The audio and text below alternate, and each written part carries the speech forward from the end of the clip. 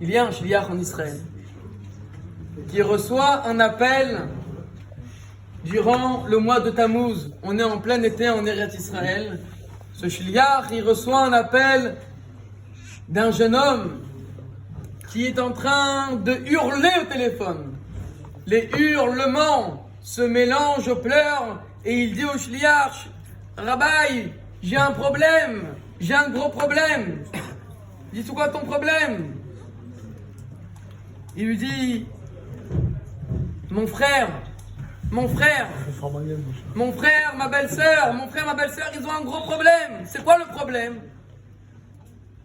Alors, tout de suite, le Rav se rend sur les lieux. Et en fait,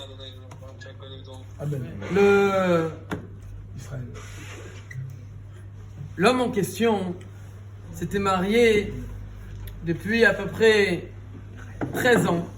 Et pendant 13 ans, il n'a pas réussi à avoir d'enfant avec sa femme.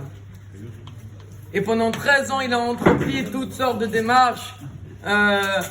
L'Echaïm, mon Moïse. L'Echaïm. Toutes sortes de démarches médicales pour essayer d'avoir un enfant. Et Baruch Hashem, au bout de 13 ans, la femme a réussi à tomber enceinte. Et la 14e année de son mariage, elle a enfanté de 2 jumelles. Et voilà que l'une des jumelles, malheureusement, au moment où ce jeune homme appelle le shliach, c'est un moment où l'une des jumelles a perdu la vie. Wow. Elle a commencé à convulser, elle a commencé à vomir. Le père, il a compris qu'il y avait quelque chose qui n'allait pas ici. Il habite à l'hôpital et sur la route de l'hôpital, elle est niftera. Oh là.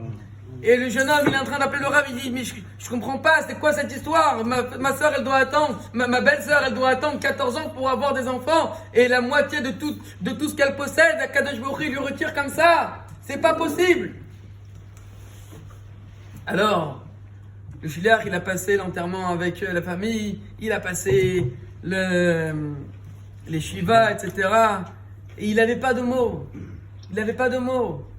Et le frère est en train de dire au shliach: vous pensez qu'on va faire quoi maintenant? Vous croyez qu'on va réentreprendre encore 10 ans ou 15 ans de démarche avec des médecins pour encore avoir des enfants? Même si, évidemment, il ne s'agit pas ici de remplacer un enfant par un autre, mais on sait très bien que quand il y a une nouvelle naissance après un décès, c'est quand même une sorte de consolation pour les parents. Et là, le jeune homme, il dit au shliach: ça va jamais se reproduire, ça y est, c'est terminé maintenant.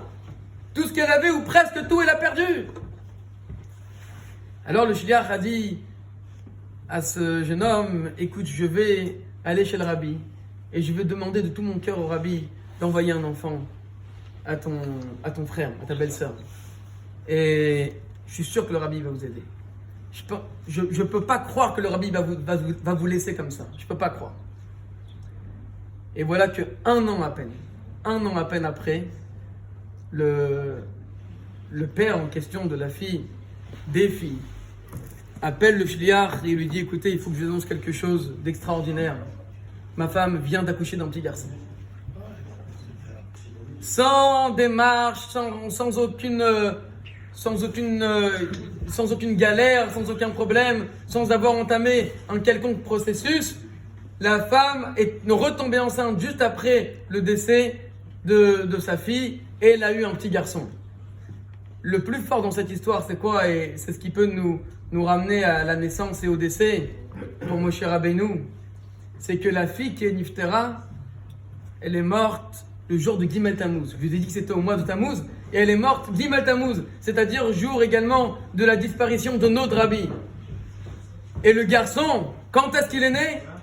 Il est né Yud Aleph Nissan, le jour de la naissance du Rabbi.